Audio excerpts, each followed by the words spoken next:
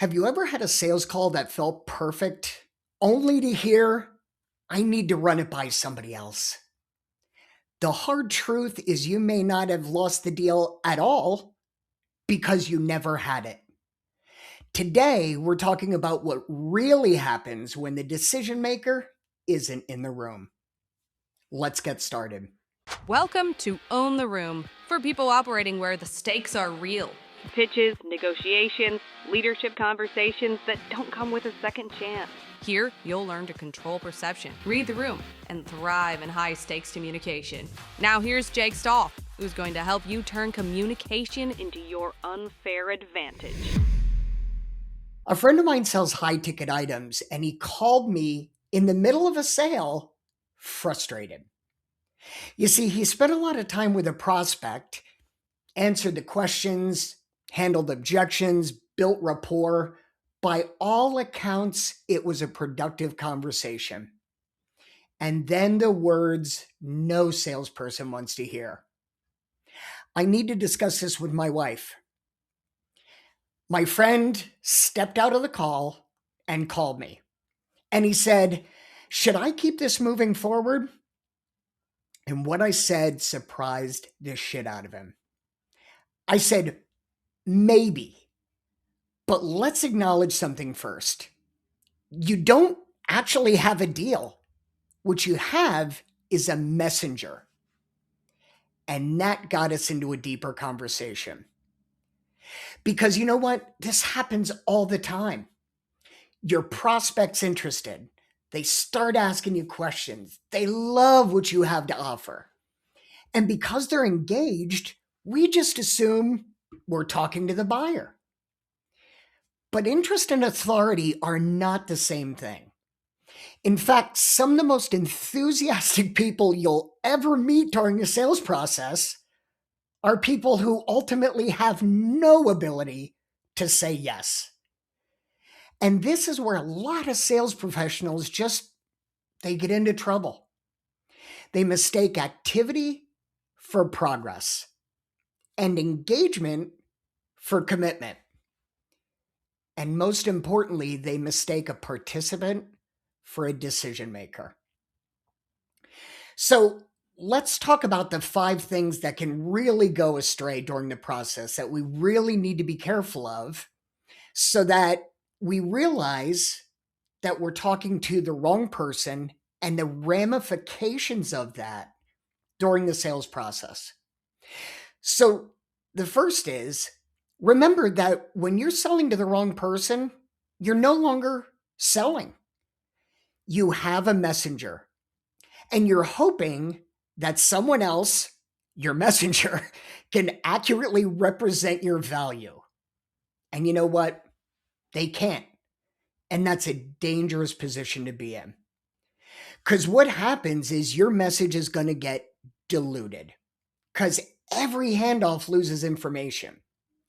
The second person, it's not that they miss the details, but they don't hear your tone or your conviction or your examples or your ability to answer questions. They hear a summary. And summaries, as you and I both know, rarely close deals. Next is your ability to read signals. You don't have one. If the decision maker isn't present, you don't see hesitation, hear concerns, uncover objections. You don't read reactions. When that decision maker isn't there, you're flying blind. And because of all of this, the real objection never surfaces. The person you're talking to may not even know what the real decision maker is worried about. And what that means is true resistance never enters the conversation. And the worst part of this is you wind up mistaking activity for progress. And this is by far the biggest trap. A lot of opportunities feel alive. I mean, the call is happening. Emails are going back and forth. Questions are being asked. But underneath it, there's no clear path to a decision. So, Jake, this is brilliant. And thanks for telling me the problems. I knew these. How do I get by this? Well, luckily for you, I put 5 things together that you can do today to start to change this whole maelstrom that happens when the decision maker's not there. Number 1, find out who actually decides. Mr. Prospect, besides yourself, who would be involved in making this decision? This doesn't come at the end. This comes at the beginning. Because if you wait until proposal stage to discover there's a spouse, a partner, a procurement team, a board member, you're already emotionally invested. And emotionally invested salespeople stop asking good questions. So listen for those little giveaways. Maybe the person says, we usually, so you've got the we in there. If they say, I'll need to, you know they're not the decision maker. My partner likes, now you got to find out where the partner is. Or the one my friend ran into, my wife handles, and now we know that the wife is the decision maker. So you can hear clues even if they might not have told you directly. Number 2, determine whether you're talking to a buyer or a messenger. And a great question to ask is, Mr. Prospect, if it made sense and solved your problem, could you personally move forward? That answer tells you everything. Because remember, many prospects have influence, far fewer have authority. Now, there's a couple of things you can watch for here. So if somebody says, oh, I love it, that doesn't mean much. If they say, I can move forward with this, now you're talking to someone with authority. So listen for those key phrases. Don't mistake enthusiasm for authority. Number 3, and this is the one my friend almost got into, is don't build the entire case twice. So instead of saying to them, can you explain this to them? Ask, what's the best way for us to get them in this conversation? Because every time information gets handed off, accuracy decreases. And that person may tell you, I'm excited to tell my partner about this. I'm going to definitely pitch him and we'll get back to you. Don't believe it. What's the best way for us to get your partner into the conversation? So your job isn't to create a prospect who can pitch for you.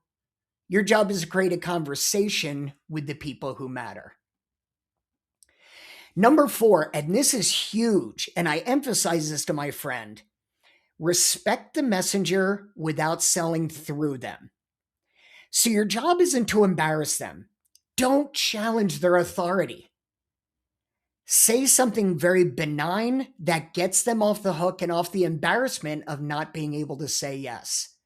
Say, Mr. Prospect, it sounds like this decision affects multiple people.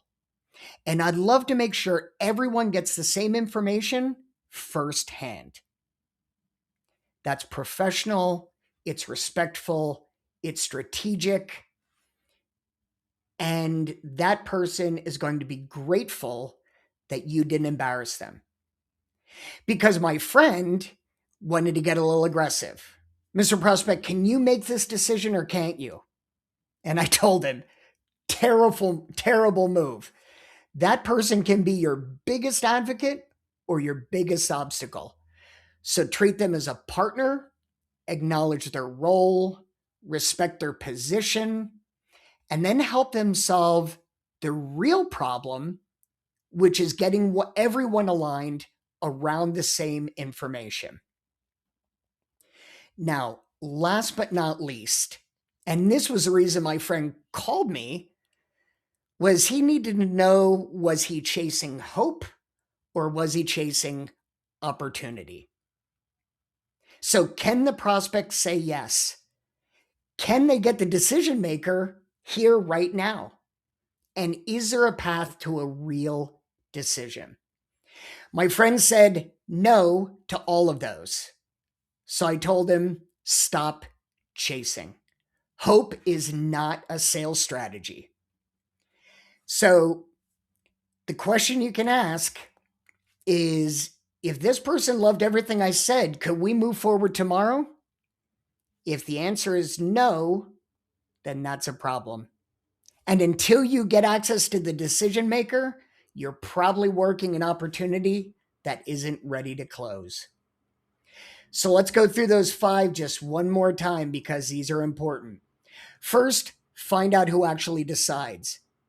Mr. Prospect, besides yourself, who would be involved in making this decision? Number 2, determine whether you're talking to a buyer or a messenger. Mr. Prospect, if it made sense and solved the problem, could you personally move forward? Because that answer is going to tell you everything.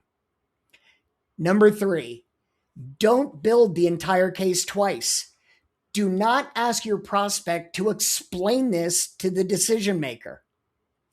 Instead, ask, what's the best way for us to get them into this conversation? Number 4, and this is the most important one out of all of them, respect the messenger without selling through them. Don't embarrass them. Don't challenge their authority. Respect who they are. Mr. Prospect, it sounds like this decision affects multiple people. So I'd love to make sure everyone gets the same information firsthand. Number 5, know when you're chasing hope instead of opportunity. Ask these questions. Can they say yes? Can they bring the decision maker in right now? And is there a clear path to a real decision? If the answer is no to any of those, cut bait, call it a day, stop chasing. So here's the insight I want you to remember. When the decision maker isn't in the room, you're not selling a solution anymore. You're just selling a story. And stories, as we all know, get rewritten every time they're retold. So we do not want anybody getting information that we did not give them directly. So as our send-off for the day, don't spend your time trying to become better persuaders, because sometimes persuasion isn't the problem. Access is. Because the goal isn't to get someone excited enough to repeat your pitch. The goal is to get the right people into the conversation. And the moment your deal depends on someone else telling your story, you've lost control of the outcome. And the reality is, you didn't lose the deal. You never had it. Thanks for checking out Own the Room with Jake Stahl. If you've gotten value from this episode, share it with the solopreneur in your life who wants to know how to communicate to be seen, heard, and respected. Review and rate the show wherever you check out podcasts. And grab your copy of Own the Room, How to Communicate to be Seen, Heard, and Respected. We'll catch you next week on Own the Room.